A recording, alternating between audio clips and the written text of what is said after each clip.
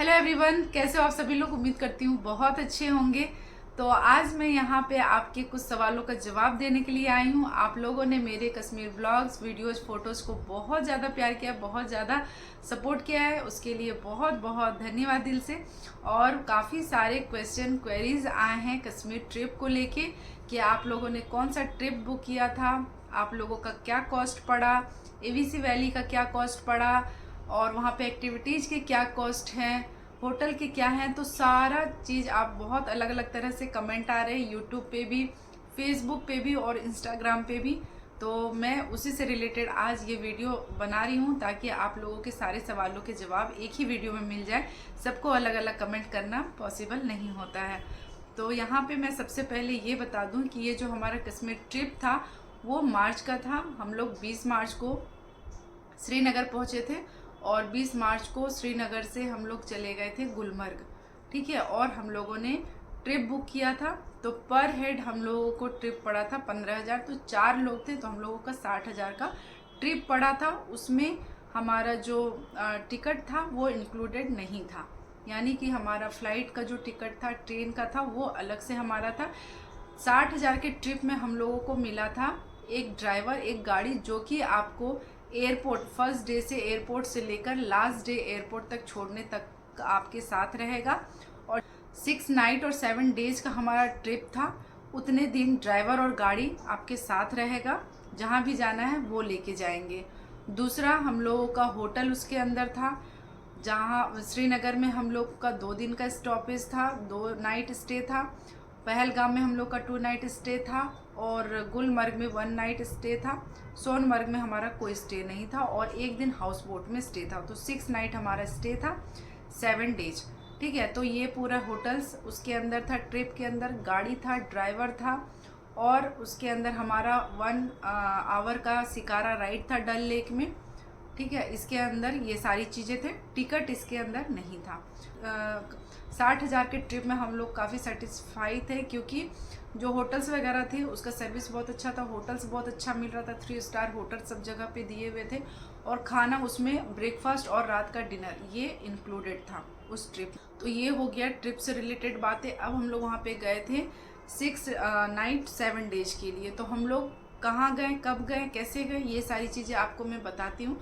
सबसे पहले हम लोग 20 मार्च को हम लोग गए, श्रीनगर में लैंड किए। वहाँ से हम लोगों को ड्राइवर लेने के लिए आए और वहाँ से हम लोग को सीधे गुलमर्ग लेके गए। और गुलमर्ग के रास्ते में हम लोगों को मिला था टनमार्ग, एक जगह है, एक व्यू पॉइंट है जहाँ पे भी आइस था, झरना था। तो वो वहाँ जाने का उस ट्रिप के अंदर नहीं था, लेकिन ड्राइवर ने बताया कि रास्ते में एक है और आपके पास समय है तो आप जाना चाहते हैं तो जा सकते हैं। तो उसके लिए वहाँ पे अलग से टैक्सी मिलता है या फिर आप स्नो बाइक में जा सकते हैं। और वहाँ पे ये जो टैक्सीज होते हैं उसको जाने का अलाव नहीं होता है, लेकिन हमारे ड्राइवर ने कुछ एक्स्ट्रा पैसे लेके हम लोगों को वहाँ पे लेके गए थे। तो रास्ते में हम लोग एक जगह टनमार्ग, वो घूमते हुए हम लोग गुलमर्ग गए, नाइट स्टे किया। 21 मार्च को हम लोग गुलमर्ग गए घूमने के लिए। वहाँ से हम लोगों का गोंडोला बुक था ऑलरेडी, हम लोगों ने ऑनलाइन बुकिंग कर ली थी गोंडोला के लिए। गोंडोला मतलब केबल कार जो होता है, रोपवे, उससे ऊपर जाना होता है। तो वो 2 फेज है वहाँ पे, फेज 1 और फेज 2। तो हम लोगों ने दोनों बुक कराया था। लेकिन जिस दिन हम लोग गए थे बाई लकली उस दिन स्नोफॉल हो रहा था। 21 मार्च को सुबह उठते के साथ ही मौसम थोड़ा सा ख़राब था, थोड़ा स्नोफॉल हो रहा था, बारिश हो रहा था, फिर धूप निकल रहा था, इस तरह का मौसम हो रहा था। तो जो फेज़ 2 था ना, यानी ऊपर वाला था, वो बंद हो गया था मौसम ख़राब होने की वजह से।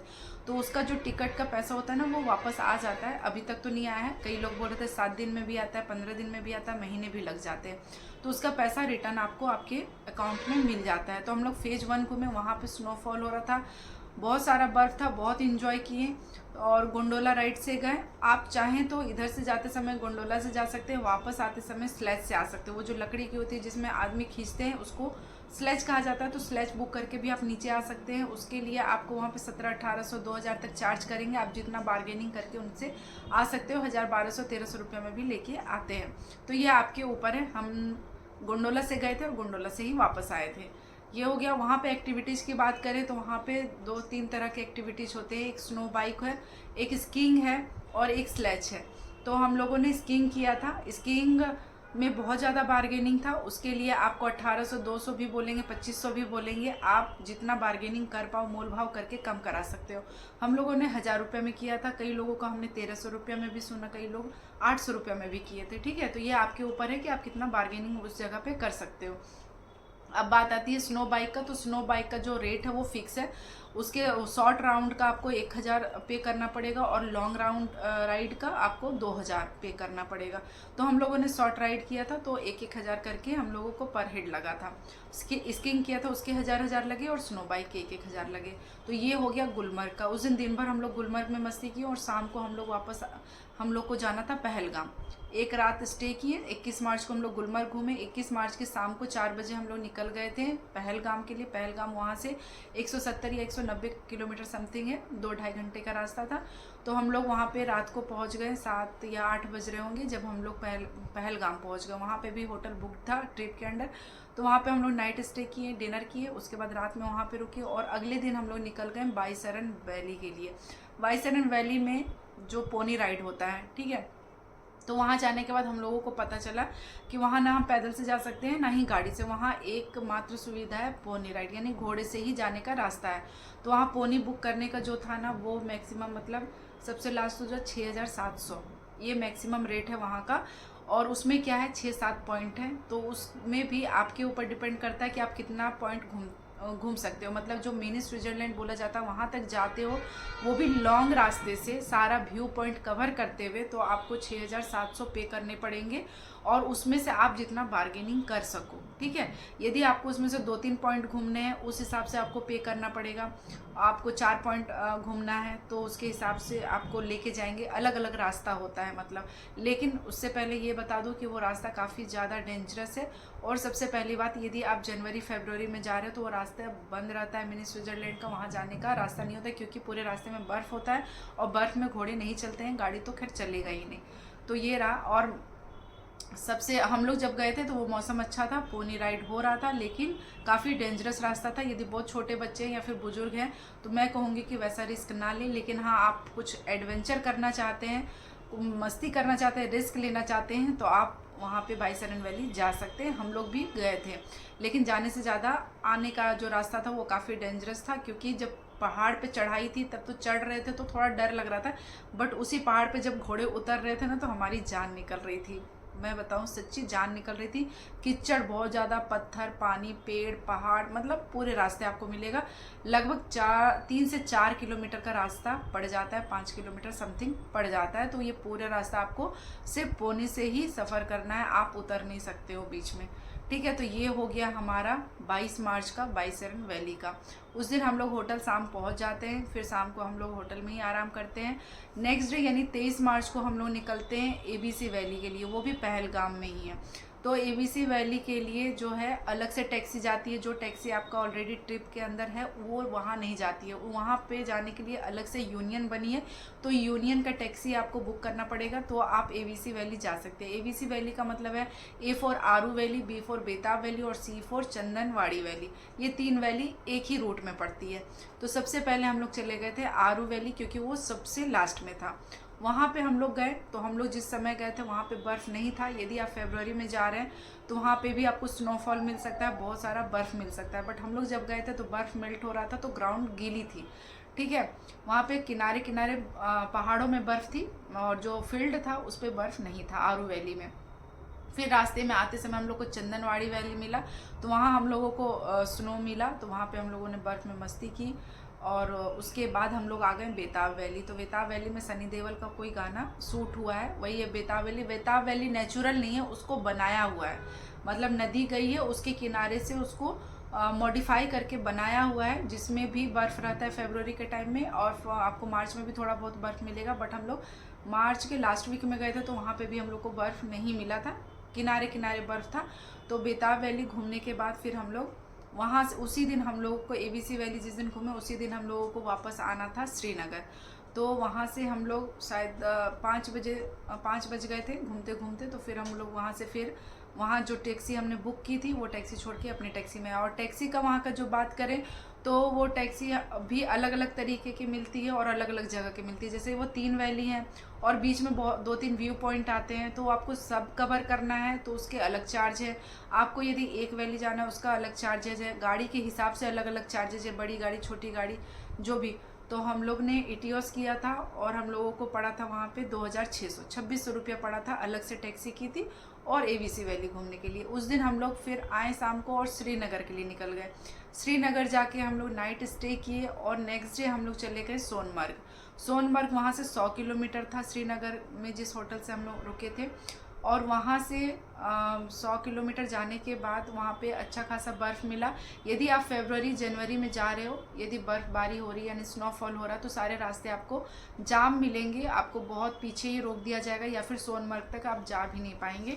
बहुत दूर पैदल भी चलना पड़ सकता है। लेकिन हम लोग जिस समय गए थे रास्ता पूरा क्लियर था और जहाँ तक हम लोग को जाना था यानी कि गाड़ी से हम लोग उतरे और सीधे स्लेज बुक करके स्नो में गए। ये चीज़ था हम लोगों के साथ। तो हम लोग जो समय गए थे बहुत अच्छा समय था और हम लोग बाई लकली स्नोफॉल भी देख लिए। सिर्फ एक दिन के लिए स्नोफॉल हुआ था, 6-7 दिन रुके, लेकिन एक दिन हम लोग को स्नोफॉल मिला गुलमर्ग में, उसमें भी मस्ती कर ली। और बाकी जगह भी जहाँ जितना बर्फ़ होना चाहिए मस्ती करने के लिए उतना बर्फ़ मिला था। रास्ते में बर्फ़ नहीं चाहिए था गाड़ी से जाने के लिए, तो रास्ते में बर्फ़ नहीं था।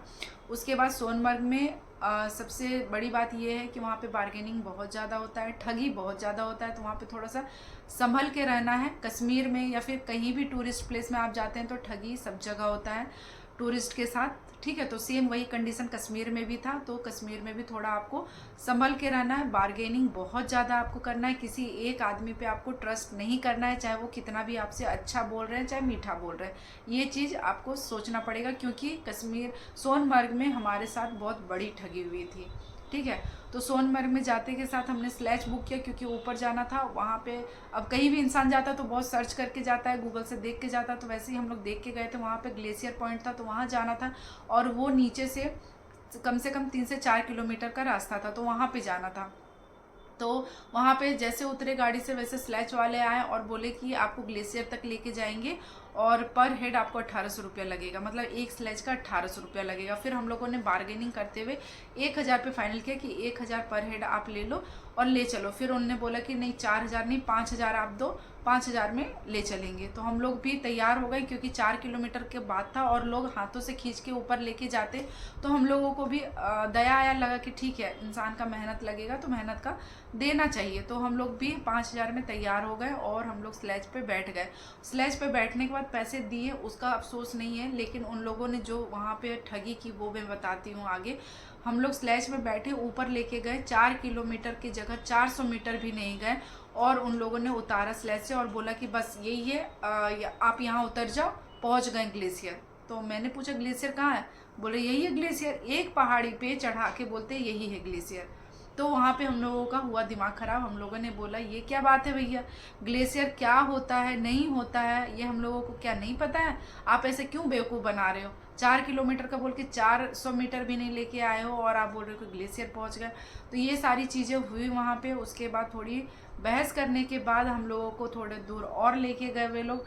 ताजमहल कहते, सोनमर्ग में आप जाओगे तो एक ग्रीन कलर का घर बना हुआ है बीच में लकड़ी का, तो उसको वहाँ पे लोग पता नहीं ताजमहल क्यों बोलते हैं। तो वो बोले कि ताजमहल तक हम लोग को जाने के अलावा है तो हम लोग वहाँ तक ले जाएंगे, चलिए। वहाँ ले जाके हम लोगों को छोड़ा और बोला कि आप लोग 1 घंटा में वापस आइए और फिर हम लोग वापस लेके यहाँ से चलेंगे। अब वहाँ जाने के बाद हम लोग देखिए और एक पहाड़ी था और वहाँ पे भी कुछ लोग जा रहे थे, तो हम लोग का एक्साइटमेंट हुआ कि वहाँ चलते हैं, वहाँ से देखते हैं क्या है नहीं है। तो फिर उस पहाड़ी पे हम लोग खुद से चढ़े। और स्लेज वाले क्या करते हैं ना, जितनी भी चढ़ाई आती है वहाँ पे उतार देते हैं आपको, पूरे रास्ते आपको खींच के नहीं लेके जा रहे हैं।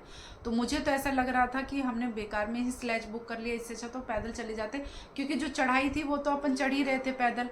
स्लेज पे तो जो समतल आ रही थी वहाँ पे वो खींच रहे थे, तो उससे अच्छा हम लोग खुद भी जा सकते थे। फिर हम लोग एकदम टॉप पे गए। वहाँ पे जाने के बाद पता चला ग्लेशियर बहुत दूर नीचे था और वहाँ जाने के बाद ही हम लोग को पता चला कि ग्लेशियर इस मौसम में बंद रहता है, क्योंकि पूरे रास्ते बर्फ़ रहता है और ग्लेशियर तक जाने के लिए सिर्फ पोनी ही जाता है। ग्लेशियर का मतलब होता है जो बर्फ़ जमा हो जाता है ना पूरे 3-4 महीने, वो बर्फ़ जब पिघलने लगती है और वहाँ से नदी बहने लगती है, मतलब चारों तरफ समझो बर्फ़ होगा और बीच में नदी होगी, तो इसको ग्लेशियर बोलते हैं, जो बर्फ़ पिघल के जाती है। तो ऊपर जाने के बाद हम लोग को दिख रहा था नीचे पे एक जगह था जहाँ पे सिर्फ बर्फ़ था, कोई पानी नहीं था, कोई नदी नहीं था, और बहुत दूर से लोग घूम के जा भी रहे थे। तो हम लोग कंफर्म नहीं थे कि वही ग्लेशियर था या फिर लोग वहाँ पे जा रहे थे। लेकिन फिर ये पता चला कि ग्लेशियर जाने के लिए पोनी राइड होता है और वो अभी बंद है क्योंकि पूरे रास्ते में बर्फ़ है, तो अभी वहाँ पे पोनी नहीं जा रही है करके, ठीक है। तो ये पता चला, वहाँ पे जाने के बाद थोड़ा मूड तो ऑफ हुआ। और वहाँ जाने के बाद एक चीज़ ये भी पता पड़ा कि लोग 500 रुपया में भी स्लेज वाले जा रहे हैं, 800 में भी स्लेज वाले जा रहे हैं, और हम लोगों से कहीं 1200 से ऊपर ही ले लिया था 4 लोगों का। तो फिर अब वहाँ पे कुछ कर तो सकते नहीं थे, बात हो गई थी तो देना ही था। लेकिन बात जहाँ तक की हुई थी वहाँ तक ले जाते तो हम लोगों को कोई दिक्कत वाली बात नहीं थी। लेकिन अब क्या ही कर सकते थे, वहाँ पे उन लोग की यूनिटी रहती है, सारे लोग एक जैसे बातें करते, तो आप ज़्यादा ज़बरदस्ती नहीं कर सकते हो। इसलिए फ़ाइनल करने से पहले आप ज़रूर सारी चीज़ें क्लियर कर लें कि क्या है नहीं है, कहाँ तक लेके जाएंगे और कहाँ तक छोड़ेंगे, क्योंकि वो लोग फिर बीच में नाटक बहुत ज़्यादा करते हैं। तो उस दिन हम लोग सोनमर्ग घूमे और फिर हम लोग वहाँ से वापस आ गए अपने श्रीनगर वाले होटल में, ठीक है। उसके नेक्स्ट डे हम लोग गए, 25 मार्च को हम लोग सोनमर्ग घूम लिए। 26 मार्च को हम लोगों का था लोकल विजिट, यानी कि जो ट्यूलिप गार्डन था, डल लेक था वो। तो उस दिन हम लोग सबसे पहले गए शंकराचार्य टेम्पल, जो कि पहाड़ी पे था, 200-250 सीढ़ियाँ वो आपको चढ़नी पड़ेंगी, और उसके लिए भी गाड़ी पीछे बहुत पीछे रोक दी जाती है। तो घाटी में थोड़ा सा आपको पैदल जाना पड़ेगा, आधा किलोमीटर 1 किलोमीटर समथिंग। तो वहाँ पे हम लोग गए, वहाँ से आए, उसके बाद गए ट्यूलिप गार्डन। ट्यूलिप गार्डन में इस टाइम पे फ्लावर बिल्कुल नहीं था, मतलब फूल खिल रहे थे, पूरे नहीं खिले थे। ट्यूलिप गार्डन जो हम लोग फोटो वीडियो में टीवी में देखे ना, वो मज़ा नहीं आया हम लोगों को। उसके लिए आपको अप्रैल में जाना पड़ेगा, 1 या 2 महीने ट्यूलिप गार्डन खुला रहता है। तो उस टाइम पे वो लास्ट मार्च में या फिर फर्स्ट वीक अप्रैल में आप लोग को, सेकेंड वीक अप्रैल में ज़्यादा अच्छा मिलेगा वहाँ पे फ्लावर्स। तो ट्यूलिप गार्डन हम लोग घूमे, उसके बाद चले गए थे मुगल गार्डन। मुगल गार्डन भी हम लोग घूमे, और ये सारे गार्डन डल लेक के सब किनारे किनारे, सब आसपास में ही है। तो वहाँ पे हम लोग ज़्यादा नहीं घूमे क्योंकि ट्यूलिप गार्डन ही घूम घूम के थक चुके थे, बहुत गर्मी थी, धूप था उस टाइम पे। और उसके बाद शालीमार गार्डन है और 1-2 चीज़ थी, लेकिन हम लोग नहीं गए क्योंकि वैसे ही शाम हो गया था। हम लोग का शिकारा राइड भी था डल लेक में, तो उसके लिए लेट हो रहे थे। तो फिर हम लोग मुगल गार्डन से सीधे अपने हाउस बोट में चले गए। हाउस बोट में 1 नाइट स्टे था हमारा, और 1 घंटा का शिकारा राइड, ये हमारे ट्रिप में इंक्लूड था। वहाँ पे जाने के बाद 1 घंटा शिकारा राइड किए। वहाँ भी थोड़ा सा ठगी करते हैं, जो आप यदि ट्रिप के अंदर जा रहे हो शिकारा राइड के लिए, तो 1 घंटा में ही आपको फ़ोटो क्लिक्स करवाने हैं। वहाँ पे जो डल लेक के अंदर मीना बाज़ार है, मार्केट है, वहाँ पे भी आप यदि घूम रहे हो वो लेके ही जाएंगे क्योंकि उनका कमीशन रहता है। तो वो सब भी सब उस टाइम के अंदर ही आता है। आपको शुरू में तो बोलेंगे कि नहीं, टाइम में वो 1 घंटा के अंदर वो इंक्लूड नहीं होगा, काउंट नहीं होगा, लेकिन वे लोग फिर कर लेते हैं। उसके लिए भी आपको बोलेंगे कि आप एक्स्ट्रा चार्ज करो, तो आपको लॉन्ग घुमा देंगे और 2 घंटा एक्स्ट्रा राइड करवा देंगे शिकारा से। बट उसके लिए हमारे पास टाइम नहीं था क्योंकि ऑलरेडी शाम हो गया था और अंधेरा होने लग गया था, और हम लोग जब गए थे तब रमज़ान चल रहा था, तो रोज़ा खोलने का टाइम होता था, तो सारी चीज़ें ऐसे ही बंद होने लग जाती थी 6 बजे के बाद से। तो हमने एक्स्ट्रा राइड नहीं लिया, जो हमारे ट्रिप के अंदर था वही हमने किया, और फिर हम लोग अपने हाउस बोट में आ गए। उस दिन हम लोग हाउस बोट में रुके, लास्ट नाइट था हमारा, और नेक्स्ट डे मॉर्निंग हम लोगों का फिर फ्लाइट था श्रीनगर टू दिल्ली। तो फिर दिल्ली आ गए, और दिल्ली से ग्वालियर हमारा राजधानी था शाम को, फिर हम लोग रात तक घर आ गए। तो ये था हमारा पूरा कश्मीर ट्रिप का कहानी और सारा जानकारी। मुझे ऐसा लगता है कि मैंने जितनी भी जानकारी थी वो दे दी हूँ कश्मीर से रिलेटेड। तो आई होप कि आपको समझ में आया हो, चाहे आपको हेल्प हुआ हो ये सारी चीज़ें सुन के।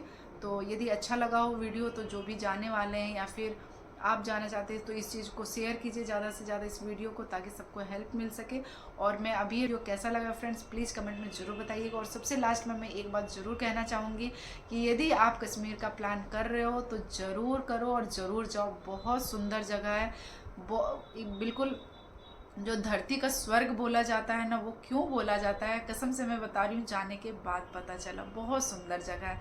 मतलब वहाँ जाने के बाद ना, चाहे पैसे जितने भी खर्च हो जाए, आपको अफसोस नहीं होगा कि हमने बेकार पैसे खर्च कर दिए। हाँ, वहाँ जाने के बाद जो एक्टिविटीज़ है, जहाँ जाना है नहीं जाना है, ये बिल्कुल आपके ऊपर डिपेंड है। यदि हमारे तो एक बार कश्मीर ज़रूर घूमो, और मुझे तो अभी भी ऐसा लग रहा है कि मुझे यदि दोबारा मौका मिला ना तो मैं दोबारा भी जाऊँ वहाँ पे। बहुत सुंदर जगह, बहुत। हाँ, लेकिन स्नोफॉल होना चाहिए, बर्फ़ होना चाहिए, तभी आपको मज़ा आएगा। आप यदि मार्च के बाद जा रहे हो ना तो फिर कोई मतलब नहीं, फिर आपको सिर्फ गुलमर्ग में फेज़ 2 में बर्फ़ मिलेगा और आपको बहुत कम बर्फ़ मिलेगा बाकी सब जगह। सोनमर्ग में भी बिल्कुल टॉप पे जाओगे तो आपको बर्फ़ मिलेगा, नीचे पूरी फिर हरियाली हो जाती है, मतलब पूरा घास घास हो जाता है। ठीक है, तो उम्मीद है आज का आपको ये वीडियो पसंद आया हो तो प्लीज़ इसको लाइक और शेयर कीजिएगा। चैनल पे नए हो तो सब्सक्राइब जरूर कर लीजिएगा और अपने फैमिली और फ्रेंड्स के साथ इसको शेयर जरूर कीजिएगा। फिर मिलते हैं नए ब्लॉग नए वीडियो के साथ, तब तक के लिए बाय बाय।